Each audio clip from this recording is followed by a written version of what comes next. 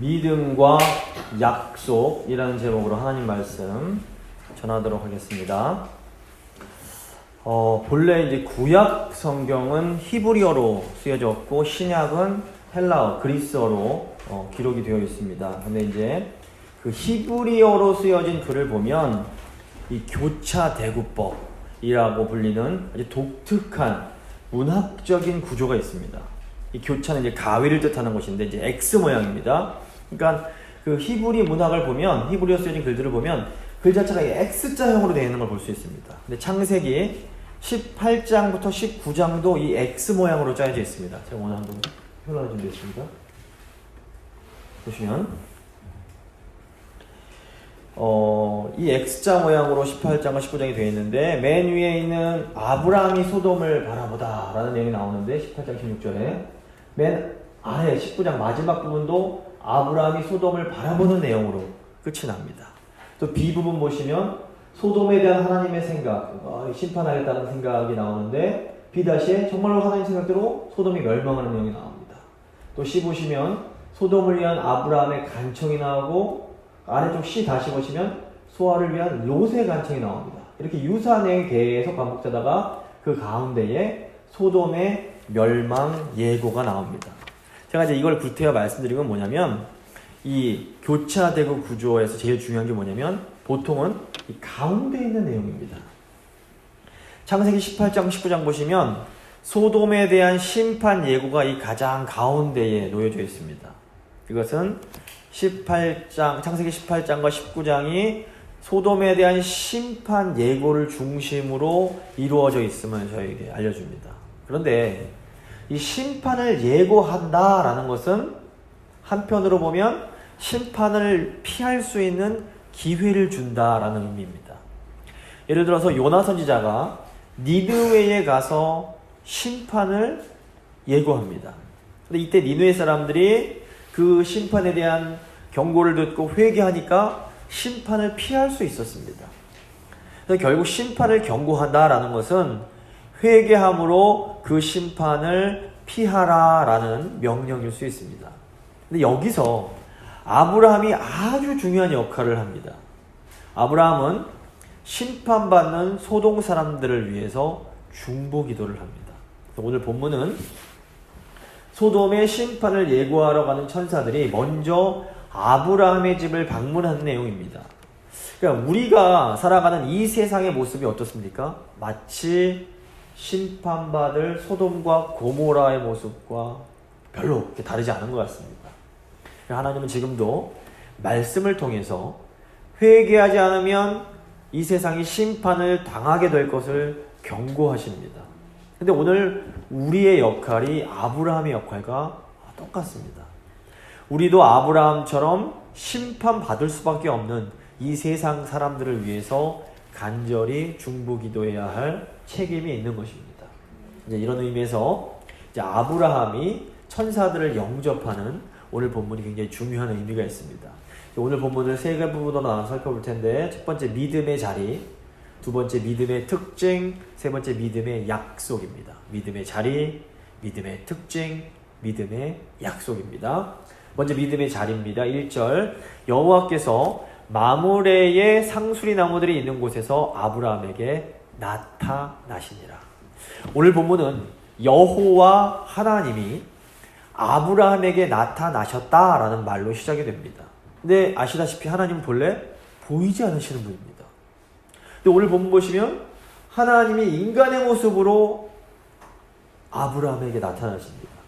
2절 말씀입니다. 눈을 들어 본즉 사람 셋이 맞은편에 서 있는지라 그가 그들을 보자 곧 장막문에서 달려나가 영접하며 몸을 땅에 굽혀 이르되 내 주여 내가 주께 은혜를 입었사오면 원하건대 종을 떠나지 마시옵고. 이렇게 하나님께서 인간이 볼 수 있는 모습으로 직접 자신의 모습을 드러내시는 것을 신학적인 용어로 하나님의 나타나심이란 뜻을 가진 신적 현현 또는 신현, 그러니까 하나님 신신 나타날 현 써서 신현이라고 부릅니다. 영어로 theophany라고 부릅니다. 구약을 보시면 가끔씩 이런 신현이 나타납니다. 창세기 15장에서 하나님이 아브라함과 언약 맺으실 때 하나님은 횃불의 형상으로 나타나십니다. 또 출애굽기 3장에서 모세를 부르실 때도 하나님은 가시나무 떨기에 꺼지지 않는 불로 모습을 드러내십니다. 창세기 32장 보시면 하나님은 사람의 모습으로 나타나서 야곱과 씨름을 하십니다. 또 여호수아 5장 보셔도 하나님께서 군대 장관의 모습으로 나타나십니다. 어떤 학자들은 구약에서 이렇게 인간의 모습으로 나타나신 분이 성육신 하시기 이전에 예수 그리스도다라고 보기도 합니다. 어쨌거나 여호와 하나님께서 인간이 볼 수 있도록 이렇게 자신의 모습을 드러내시는 것은 아주 놀라운 신비의 사건입니다. 근데 오늘 본문도 보시면 여호와 하나님이 나타나신 것이 굉장히 신비스러운 사건임을 강조하고 있습니다. 2절 보시면 세 사람이 아브라함을 방문합니다. 그런데 이 아브라함이 이 세 사람을 어떤 때에는 한 사람처럼 대하다가 또 어떤 때에는 세 사람처럼 대합니다. 이 세 분 중 한 분이 분명히 여호와 하나님이신데 누가 하나님인지를 알 수가 없습니다. 아마도 모세가 하나님의 그 신비로움을 강조하기 위해서 의도적으로 애매하게 기록했을 수 있습니다. 하나님은 우리와 함께 하시지만 동시에 우리를 초월해서 저 위에 계신 분입니다. 하나님은 항상 우리와 함께 하시며 우리의 작은 신앙에도 응답해 주시는 아버지이십니다. 이렇게 우리와 함께 해주시는 하나님의 속성을 우리가 하나님의 내재성이라고 부릅니다. 하지만 하나님은 동시에 인간의 감각으로는 파악할 수 없는 온 우주보다 크신 창조주라는 사실도 잊어서는 안 됩니다. 이렇게 우리의 저 너머에 계시는 하나님의 속성을 우리가 하나님의 초월성이라고 부릅니다. 우리가 하나님의 내재성만 강조하면 우리는 하나님을 너무 쉽게 만만하게 생각하는 잘못을 저지를 수 있습니다. 반면 우리가 하나님의 초월성만을 너무 강조하면 우리가 하나님을 너무 멀게만 느끼는, 너무 멀게만 생각하는 잘못을 또 범하게 됩니다. 따라서 우리가 하나님을 생각할 때에는 하나님께서 언제나 우리와 함께 하시지만 동시에 언제나 우리를 초월해 계시는 분이라는 것을 잊어서는 안 됩니다. 오늘 말씀에 나타나는 신현은, 즉 하나님의 나타나심은 하나님께서 우리를 초월해 계시는 분이시지만 동시에 우리를 너무나 사랑하셔서 언제나 먼저 우리를 찾아오시고 우리에게 말씀해 주시는 분이라는 것을 우리에게 보여줍니다. 이 신현의 절정이 바로 하나님이 직접 인간이 되어 우리를 찾아오신 예수 그리스도의 성육신 사건입니다. 하나님께서 우리를 찾아오신다라는 소식은 하나님의 사람들에게는 너무나 큰 기쁨의 소식입니다. 하지만 모든 사람들에게 이 하나님의 나타나심이 다 기쁨의 소식이 되는 것은 아닙니다. 하나님을 반대하고 거부하는 사람들에게 이 하나님의 나타나심은 아주 무시무시한 심판의 소식이 되기 때문입니다. 아브라함이 자신을 찾아오신 하나님을 큰 기쁨으로 맞이할 수 있었던 것은 아브라함이 믿음의 자리에 거하는 사람이었기 때문입니다. 오늘 1절 보시면 하나님이 나타나실 때 아브라함이 마므레라는 곳에 거주합니다. 이 마므레는 예루살렘에서 약간 남쪽에 있는 헤브론 근처에 있는 땅입니다. 이 마므레는 아브라함이 조카 롯을 소돔으로 떠나보낸 후에 하나님 앞으로 나아가서 제단을 쌓았던 곳입니다. 창세기 13장 18절 보시면 이에 아브라함이 장막을 옮겨 헤브론에 있는 마므레 상수리 수풀에 이르러 거주하며 거기서 여호와를 위하여 제단을 쌓았더라. 또 동방의 왕들이 롯을 잡아갔을 때에도 아브라함이 이 마므레에 거주하고 있었습니다. 창세기 14장 13절입니다. 도망한 자가 와서 히브리 사람 아브라함에게 알리니 그때 아브라함이 아모리 족속 마므레의 상수리 숲을 근처에 거주하였더라. 아주 오랜 기간 동안 아브라함의 믿음의 삶은 이 마므레라는 곳을 중심으로 일어나게 됩니다. 아브라함이 롯을 구출한 후에 창세기 15장에서 하나님과 언약을 맺습니다. 또 그 후에 아브라함이 하갈로부터 이스마엘을 낳고 13년 동안 이 근처에서 머뭅니다. 그리고 창세기 17장에서 하나님이 다시 아브라함과 언약을 맺으십니다. 이게 다 이 마므레의 중심으로 일어난 일들입니다. 이 마므레는 아브라함의 지친 영혼이 위로를 받고 하나님께 약속을 재확인받던 장소였습니다. 또 마므레는 아브라함이 세상의 왕들과 담대하게 싸울 수 있는 용기를 얻은 곳입니다. 또 이 마므레는 아브라함이 연약하여 실수한 후에 다시 하나님께로 돌아가는 통로, 믿음의 자리였습니다. 한마디로 이 마므레는 아브라함에게 믿음의 자리요 또한 예배의 자리였습니다. 그런데 모든 시대의 하나님 백성들에게는 이 마므레와 같은 믿음의 자리가 존재합니다. 출애굽한 이스라엘 백성들에게는 하나님의 언약궤가 있는 성막이 믿음의 자리였습니다. 또 다윗 왕국 이후로는 예루살렘 성전이 언약 백성들의 믿음의 자리였습니다. 신약 시대가 되면서 참된 성전인 예수 그리스도가 성도들의 믿음의 자리가 되십니다. 그렇다면 예수 그리스도가 부활하신 이후에 믿음의 자리는 어디일까요? 하나님의 말씀이 선포되는 교회가 바로 우리의 믿음의 자리입니다. 그래서 신약 성경이 말하는 교회는 건물이 아니라 성도들의 모임이라고 말씀드렸습니다. 우리 건물은 예배당이고 바로 이 자리에 있는 우리가 바로 교회입니다. 오늘날에는 교회인 우리가 바로 하나님 백성들의 믿음의 자리입니다. 아브라함이 이 마므레에서 자신을 찾아오신 하나님을 만났던 것처럼 이제 우리는 바로 이곳에서 말씀을 통해 우리를 찾아오시는 하나님을 만날 수 있습니다. 우리는 바로 이곳에서 말씀을 통해 하나님의 위로를 받고 말씀을 통해 세상과 싸울 용기를 얻고 말씀을 통해 실수한 후에 다시 하나님께로 돌아올 수 있게 됩니다. 사실 세상 사람들 보기에 이게 별게 아닐 수 있습니다. 별거 아닌 것처럼 보입니다. 하지만 하나님의 사람들에게는 이 믿음의 자리가 곧 생명의 자리임을 절대로 잊으시면 안 됩니다. 두 번째, 믿음의 특징 보겠습니다. 믿음의 자리에 거하는 사람들에게는 반드시 믿음의 특징이 나타납니다. 오늘 본문에 나오는 아브라함을 보면 믿음의 자리에 거하는 사람들의 두 가지 특징을 볼 수 있습니다. 첫째로, 믿음의 자리에 거하는 사람은 일상 속에서 자신을 찾아오시는 하나님을 알아봅니다. 1절 후반부입니다.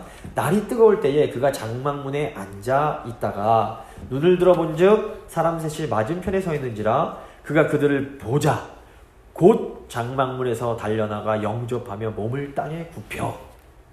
이 고대 근동에서 이제 아브라함 시대에 자신의 장막을 찾아오는 손님을 잘 대접하는 것은 아주 중요한 미덕이었습니다. 하지만 그럼에도 어른들은 사람들 앞에서 잘 뛰지 않았습니다. 조선시대만 해도 양반이 뛰는 것 굉장히 천한 행동이었습니다. 그런데 오늘 보시면 90세의 아브라함이 달려나가서 그들을 영접하고 몸을 땅에 굽혀서 절을 합니다. 3절입니다. 이르되 내 주여 내가 주께 은혜를 입었사오면 원하건대 종을 떠나 지나가지 마시옵고 이렇게 간청을 하는데 여기서 내 주여라고 번역되는 아도나이는 구약에서 여호와 하나님을 부를 때 사용하는 표현입니다. 그러니까 믿음의 자리에 머물던 아브라함은 자신을 찾아온 손님들이 그냥 평범한 손님이 아니라 여호와 하나님이심을 단번에 알아봤던 겁니다. 창세기 19장 보시면 이 똑같은 이 천사들이 소돔에 거주하던 롯을 찾아갑니다. 이때 롯은 이 사람들이 하나님이 보내신 천사라는 것을 단번에 깨닫지 못합니다. 그래서 일반적인 손님 대하듯이 하다가 한참 뒤에야 이분들이 천사구나 라는 것을 깨닫게 됩니다. 이 아브라함과 롯의 차이가 무엇일까요? 믿음의 자리에 머물던 아브라함은 하나님께서 세 남자의 모습으로 자신에게 나타나셨을 때에 즉시 그 세 분이 자신과 언약을 맺으신 여호와 하나님이심을 알아봅니다. 하지만 믿음의 자리를 떠나 죄악의 자리인 소돔에 머물던 롯은 하나님이 자신을 찾아오셨음에도 불구하고 그 하나님을 즉시 알아보지 못했던 것입니다. 여기서 중요한 것은 아브라함이 이 세 사람을 보았을 때에 아브라함이 평소처럼 장막문에 앉아 있었다는 겁니다. 아브라함은 평소와 똑같이 장막에 앉아 있다가 자신을 찾아오시는 하나님을 단번에 알아봤던 겁니다. 이게 우리에게 굉장히 중요한 의미가 있습니다. 우리가 믿음의 자리, 말씀의 자리, 순종의 자리에 거할 때에 일상 속에서 우리를 찾아오시는 하나님을 알아볼 수 있게 됩니다. 하나님께서는 꼭 이 설교를 통해서만 우리를 찾아오시는 것이 아니라 우리 매일의 삶 속에서 우리를 찾아와 주십니다. 때로는 아이들을 막 야단치다가도 그 아이들의 모습 속에서 하나님께서 우리를 찾아오십니다. 때로는 직장 동료나 친구들과 막 대화하다가도 하나님이 우리를 찾아오실 수 있습니다. 또 때로는 영화나 드라마를 보다가도 하나님이 우리를 찾아와 주십니다. 우리가 성령님께 민감하다라는 말은 이렇게 매일의 삶 속에서 우리를 찾아오시는 하나님을 우리가 단번에 알아보는 것을 말합니다. 하나님은 우리의 일상생활을 통해서도 우리를 위로해 주시고 때로는 우리의 죄를 깨닫게 하시고 때로는 우리가 무엇을 해야 할지 알려주십니다. 근데 우리가 이렇게 일상생활 속에서 우리를 찾아오시는 하나님을 알아보려면 우린 반드시 믿음의 자리에 머물러야 됩니다. 믿음이 좋은 분들이라도 교회에서 은혜 받지 못하고 교회를 그냥 다녀도 마음이 교회에서 떠나 있고 믿음의 자리에 머물지 못하면 믿음의 눈이 어두워지게 됩니다. 그래서 일상에서 하나님이 우리에게 찾아오실 때에도 즉시 하나님을 알아보지 못할 때가 많습니다. 그래서 우리가 매 주일마다 온전히 하나님을 예배하는 것이 너무 중요합니다. 그러니까 주일의 성공이 나머지 6일을 좌우합니다. 매 주일마다 예배에 성공하시기를 바랍니다. 둘째로 믿음의 자리에 거하는 사람은 손님을 극진히 대접합니다. 3절 이르되 내 주여 내가 주께 은혜를 입었사오면 원하건대 종을 떠나 지나가지 마시옵고 물을 조금 가져오게 하사 당신의 발을 씻으시고 나무 아래에서 쉬소서. 이 고대 근동에서는 손님을 잘 대접하는 관습이 있다고 말씀드렸습니다. 근데 고대 근동 지역은 건조하고 먼지가 많기 때문에 손님을 대접할 때 먼저 그들의 발을 씻어 주었습니다. 5절입니다. 내가 떡을 조금 가져오리니 당신들의 마음을 상쾌하게 하신 후에 지나가소서. 당신들이 종에게 오셨음이니이다. 그들이 이르되 내 말대로 그리하라. 아브라함은 손님들에게 그 자신의 장막에 머무시기를 간청하면서 물을 조금 가져오고 떡을 조금 가져오겠다라고 말을 합니다. 하지만 아브라함이 준비한 양은 사실 결코 적은 양이 아니었습니다. 6절 7절입니다. 아브라함이 급히 장막으로 가서 사라에게 이르되 속히 고운 가루 세 스아를 가져다가 반죽하여 떡을 만들라 하고 아브라함이 또 가축되어 있는 곳으로 달려가서 기름지고 좋은 송아지를 잡아 하인에게 주니 그가 급히 요리한지라. 여기서 세 스아는 약 20리터에 해당하는 양입니다. 이게 손님뿐 아니라 아브라함 집에 있는 모든 사람이 충분히 먹을 수 있는 엄청난 양이었던 겁니다. 이뿐 아니라 아브라함은 좋은 송아지를 잡는데 이건 당시의 최고급 요리였습니다.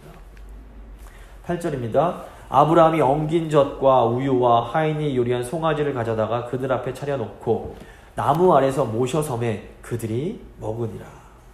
아브라함은 90세가 된 이 노인 아브라함은 마치 종처럼 자기는 음식 먹지 않고 손님 옆에 서서 손님들의 시중을 듭니다. 아브라함이 보여주는 이런 모습은 아주 극진한 환대의 모습입니다. 이 극진한 환대는 믿음의 자리에 있는 사람들이 아주 중요한 특징입니다. 성경을 보시면 하나님의 백성들이 반드시 이 환대를 베푸는 사람들이 되어야 한다는 것을 강조하는 구절들이 아주 많이 나옵니다. 제가 너무 많이 남아서 제가 예를 들어도 다 들을 수가 없습니다. 성경 보시면 일단 믿음의 사람들이 나그네와 행인을 환대하는 모습들이 나옵니다. 오늘 말씀에 나오는 아브라함뿐 아니라 창세기 19장에서 롯 그리고 창세기 24장에서 라반도 아주 정성스럽게 손님을 환대합니다. 또 욥기 31장 보시면 욥도 나그네를 환대했고 수넴 여인도 엘리사 선자를 아주 환대하는 것을 볼 수 있습니다. 또 신약 복음서에서도 이 환대의 모습들이 아주 많이 나타납니다. 무엇보다 우리 예수님께서 환대의 중요성을 강조하십니다. 마태복음 10장 42절입니다. 또 누구든지 제자의 이름으로 이 소자 중 하나에게 냉수 한 그릇이라도 주는 자는 내가 진실로 너희에게 이르노니 그 사람이 결단코 상을 잃지 아니하리라 하시니라. 예수님은 이 땅에서 도움이 필요한 사람들을 영접하는 것이 곧 예수님을 영접하는 것이라고 말씀하십니다. 사도 바울도 바울 서신 여러 곳에서 이 환대를 강조합니다. 로마서 12장 13절 한 절만 읽겠습니다. 성도들의 쓸 것을 공급하며 손 대접하기를 힘쓰라. 왜 이 환대가 믿음의 중요한 특징일까요? 환대는 관대한 마음에서 나오는 겁니다. 그런데 이 관대한 마음은 하나님의 관대한 은혜, 헤세드의 은혜를 경험할 때에 비로소 생겨나게 됩니다. 그래서 하나님의 은혜 받은 사람들의 특징 중 하나가 뭐냐면 지갑이 열리는 겁니다. 그래서 존 웨슬리가 진짜 어떤 사람이 회개한지 보려면 그 사람 지갑을 보면 된다라는 말을 합니다. 이 환대는 아주 중요한 믿음의 실천입니다. 이 환대, 손접대가 우리에게 주는 두 가지 유익이 있습니다. 첫째로 환대는 우리가 교만과 탐욕에서 벗어나게 도와줍니다. 환대는 기본적으로 이웃을 위해서 기꺼이 우리의 물질과 시간과 마음을 내어주는 행위입니다.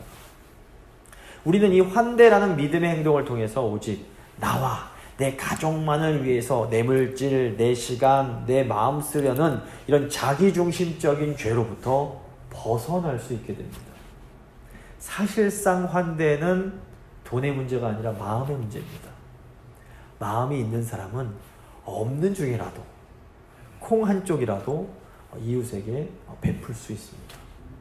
둘째로 환대는 우리가 실질적으로 예수님을 섬기는 방법입니다. 우리는 하나님, 보이지 않으시는 하나님을 직접 섬기고 이렇게 대접할 수 없습니다. 근데 우리가 환대를 베푸는 대상은 우리가 눈에 보이는 사람들입니다. 그런데 하나님께서는 우리가 이웃을 이렇게 섬길 때에 그 섬김을 하나님을 향한 섬김으로 받아주십니다. 마태복음 25장 40절입니다. 임금이 대답하여 이르시되 내가 진실로 너에게 이르노니 너희가 여기 내 형제 중에 지극히 작은 자 하나에게 한 것이 곧 내게 한 것이라. 환대를 통해서 우리는 이웃 사랑과 하나님 사랑을 동시에 실천할 수 있게 되는 것입니다.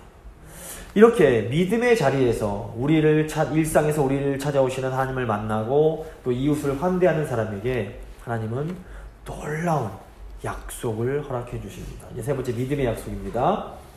하나님은 믿음으로 하나님을 영접한 아브라함에게 아들을 주겠다라고 약속하십니다. 9절 10절입니다. 그들이 아브라함에게 이르되 내 아내 사라가 어디 있느냐 대답하되 장막에 있나이다. 그가 이르시되 내년 이맘때 내가 반드시 내게로 돌아오리니 내 아내 사라에게 아들이 있으리라 하시니. 그런데 이 아브라함의 사라가 자기 남편처럼 이 말씀을 믿지 못하고 의심을 합니다. 10절 후반부입니다. 사라가 그 뒤 장막문에서 들었더라. 아브라함과 사라는 나이 많아 늙었고 사라에게는 여성의 생리가 끊어졌는지라 사라가 속으로 웃고 이르되 내가 노쇠하였고 내 주인도 늙었으니 내게 무슨 즐거움이 있으리요. 오늘 11절부터 13절 말씀 보면 이 늙었다라는 말이 4번이나 나옵니다. 늙었다. 이것은 사라가 현실적으로 아이를 낳을 수 없게 되었음을 강조하는 겁니다. 실제로 사라는 생리가 완전히 끊겼습니다. 출산에 있어서 사라의 몸은 물리적으로 보면 완전히 죽은 몸이었습니다. 인간적으로 볼 때 이 하나님의 약속은, 사라에게 아들을 낳게 하겠다는 이 약속은 실현 불가능한 일이었습니다. 그러니까 사라가 하나님의 말씀을 듣고 웃은 것은 사라가 믿음이 없었기 때문이 아닙니다. 사라는 그 누구보다도 자기의 몸에 대해서, 자기의 현실에 대해서 잘 알고 있었던 겁니다. 그래서 사라가 하나님께서 아들을 낳을 것이다 라고 말씀하실 때에 아브라함처럼 속으로 웃을 수밖에 없었던 겁니다. 13절입니다. 여호와께서 아브라함에게 이르시되 사라가 왜 웃으며 이르기를 내가 늙었거늘 어떻게 아들을 낳으리요 하느냐. 여호와께 능하지 못한 일이 있겠느냐. 기한이 이를 때에 내가 내게로 돌아오리니 사라에게 아들이 있으리라. 사라가 두려워서 부인하여 이르되 내가 웃지 아니하였나이다. 이르시되 아니라 내가 웃었느니라. 하나님은 의심하며 웃는 사라에게 여호와께 능하지 못한 일이 있겠느냐 라고 물으십니다. 사라를 향한 이 질문은 하나님의 약속을 의심하는 오늘 우리를 향한 질문일지 모릅니다. 우리에게 불가능해 보인다고 과연 하나님께도 불가능한 것일까요? 사실상 하나님은 그냥 사실 쉽게 아들을 주실 수 있는 능력이 충분히 있는 분이십니다. 근데 하나님이 후퇴요. 아브라함과 사라가 스스로 자기 입으로 이건 도저히 불가능해 라는 말을 하게 한 후에 아주 기적적인 방법으로 아들을 주십니다. 왜 하나님께서 이렇게 아브라함과 사라를 애태우시고 기다리게 하시고 힘들게 하신 후에야 이 약속을 성취하시는 걸까요? 이것은 하나님의 약속이 우리의 능력이 아니라 하나님의 전능하심으로 성취되는 것임을 가르쳐 주시기 위함입니다.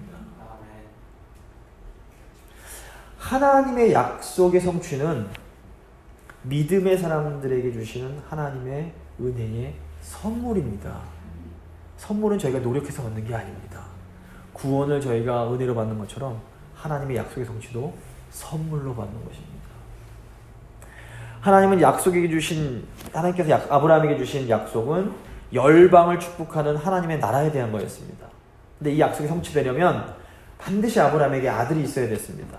그런데 사라는 출산에 있어서는 완전히 죽은 몸이었습니다. 인간적으로 볼 때 죽은 몸에서 생명에 태어나게 하는 이 약속은 완전히 불가능한 거였습니다. 하지만 은혜의 하나님은 전능하신 능력으로 불가능을 가능하게 만드심으로 이 약속을 성취해 주십니다. 하나님은 그리스도 안에 있는 우리에게도 이 하나님 나라에 대한 똑같은 약속을 주셨습니다. 근데 이 약속이 성취되려면 우리에게도 반드시 회복이 필요합니다.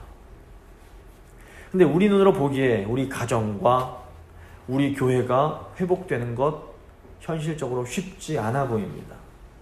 인간적으로만 보면 거의 불가능해 보일 수도 있습니다.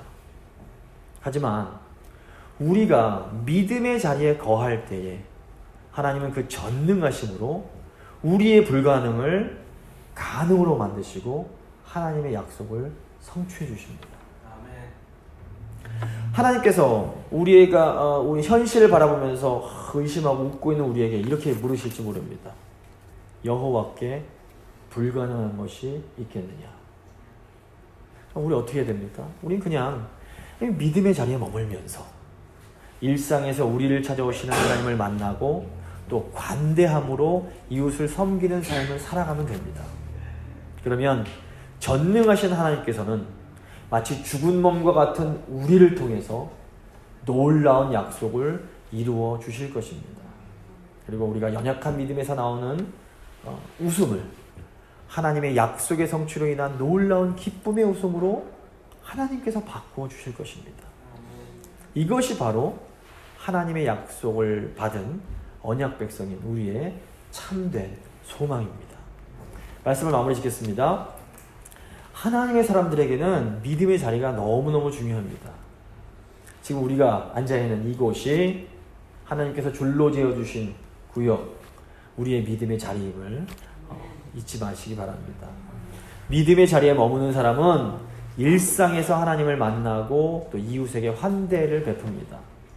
전능하신 하나님은 믿음의 자리에 머무는 사람들에게 놀라운 은혜를 베풀어 주십니다.